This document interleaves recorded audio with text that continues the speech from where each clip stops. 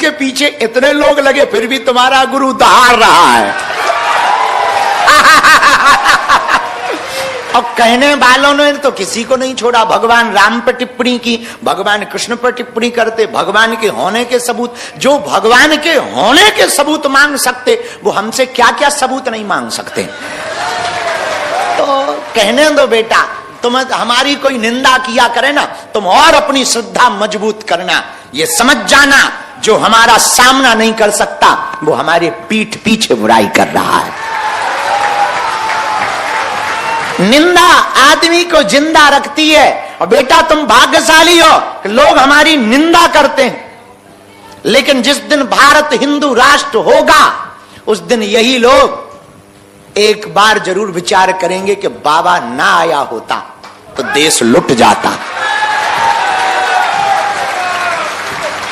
और बुरा ना मानना, जो हमारी निंदा करते, इनके कहने पे हम चुप तो आज हो जाएं, हमारा क्या जाता है। हम बढ़िया कथा करेंगे, दरबार लगाएंगे, किसी भी बारे में नहीं बोलेंगे, ना हिंदुत्व के बारे में बोलेंगे, ना धर्मांतरण के बारे में बोलेंगे, ना घर वापसी कराएंगे, और हम चुप हो जाएंगे, हमारा क्या जाता। लेकिन बेटा देश का भला नहीं होगा, देश लुट जाएगा।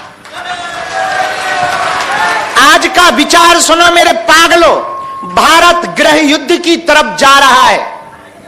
भारत के लोगों हमारी बात सुन लो, भारत गृह युद्ध की तरफ जा रहा। नेता नेता से लड़ रहा, पार्टियां पार्टियों से लड़ रही हैं, साधु साधु से लड़ रहे हैं भैया, जाति जातियों से लड़ रही है, भाषा दूसरी भाषा से लड़ रही है, प्रदेश दूसरे प्रदेश से लड़ रहे हैं, और देश पाकिस्तान और अमेरिका से लड़ रहा है। देश की हालत खराब है।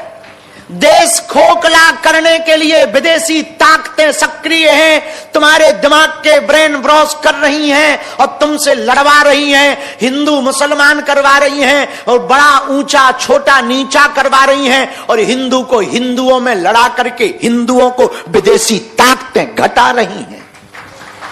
आज जमाना उल्टा आ गया, बड़ा उल्टा आ गया।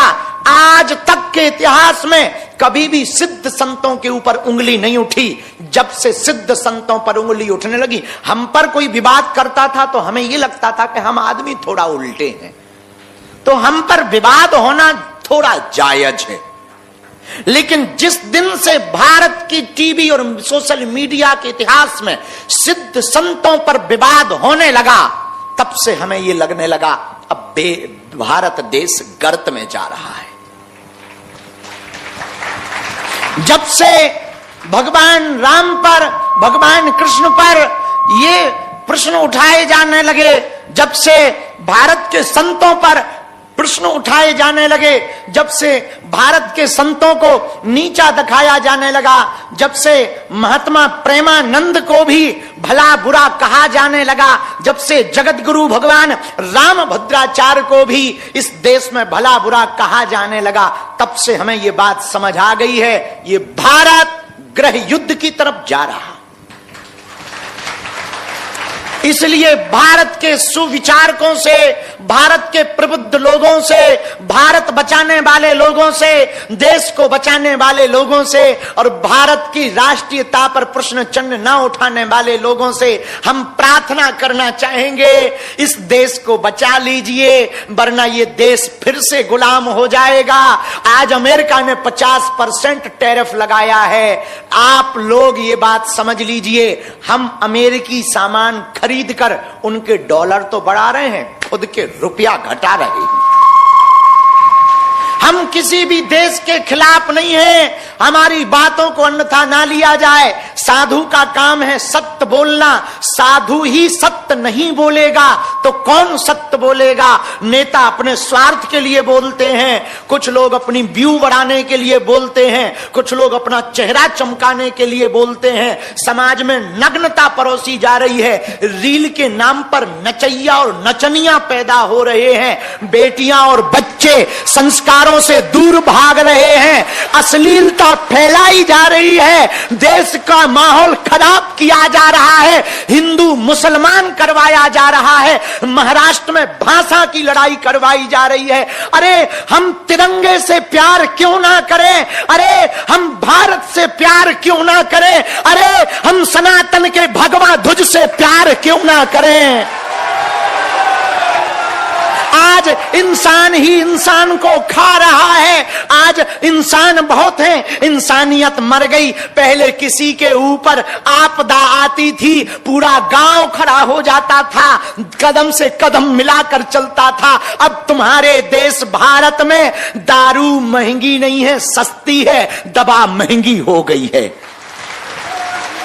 अब तुम्हारे भारत में कंट्रोवर्सी, आजकल बेरोजगारी पर चर्चा नहीं होती, देश को बढ़ाने पर चर्चा नहीं होती, युवाओं के बुद्धि शुद्धि पर चर्चा नहीं होती, संस्कार सुधार पर चर्चा नहीं होती, लेकिन तुम्हारी सोशल मीडिया पर दो बाबाओं को लड़ाने पर चर्चा होती है। टीवी वाले ने हमसे कुछ दिन पहले पूछा कि एक बार आप बिना टिकट पकड़े गए हो ट्रेन में।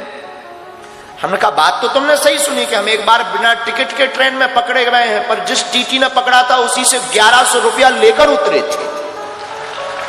हाँ, जिसने पकड़ा था उसी से 1100 लेकर, और भगवान की कृपा तब सिद्धि हमारे पास आ चुकी थी। और जैसे ही ट्रेन में चढ़े, अब वो बाकिया ऐसा है कि हमारी एक बार जेब कट गई मथुरा में। महाराज जी को हमने बताया था, लोग हमसे पूछ रहे कि वो क्या बाकिया। एक बार हमारी जेब कट गई मथुरा में, जंगसन पर हमारी कट गई।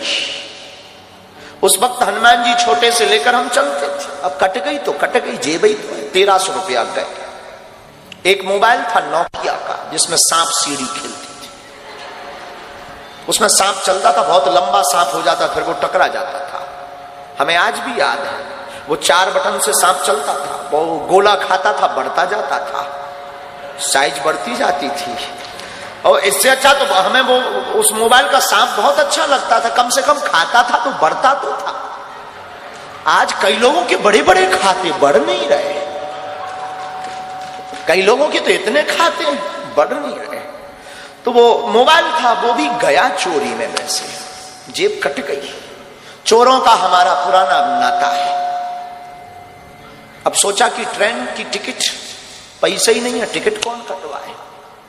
हमने भीतर ही भीतर, अब ऐसा नहीं है कि हमारी कोई हनुमान जी से बात होती है, नहीं, भीतर ही भीतर हम मन में बात करते हैं, और भीतर ही कोई जवाब हमें देता है, हमें ये भरोसा वो हनुमान जी है।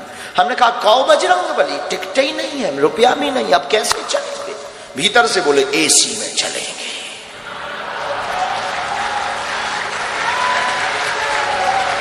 अब जब उन्होंने ही कहा तो क्या करें, हमने भी पढ़े लिखे तो थे।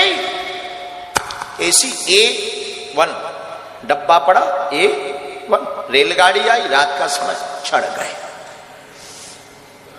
एसी फुल, कोई सीट नहीं, बाथरूम के पास आकर खड़े भाई। ऐसे हमारे जैसे लोगों को ऐसे ही खड़ा होने मिलता है, लेकिन एसी में थे, वो एसी का मजा ना ले।